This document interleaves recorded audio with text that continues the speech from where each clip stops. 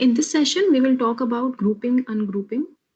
So what happens? Sometimes the data is quite big and some of the fields are, some of the columns are, available in the data, but are less referred, right? But it's also necessary to keep them because in future, whenever we need them, we have them. So we cannot delete also. But it's not necessarily that, it's there in the Excel sheet and we want to view it quite often. This is the case. So how to hide them and save space and look for a cleaner table?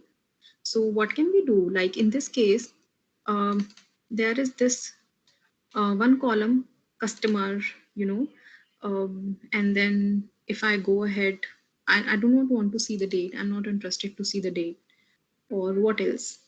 For example, I do not want to see their region as well. So I do not want to see these two columns, B and C. I want to hide them from here. So what is one option? Hide, right? And whenever we want them back, we can click like this, we have it back. But there is one more option. How to go about that? We will select both. There is no option, additional option in the right click. Go to Home tab and find out the group option, right? So we have this group option in Data tab. So select both, go to Group and click on Group. What it did, it created a group of these two columns B and C.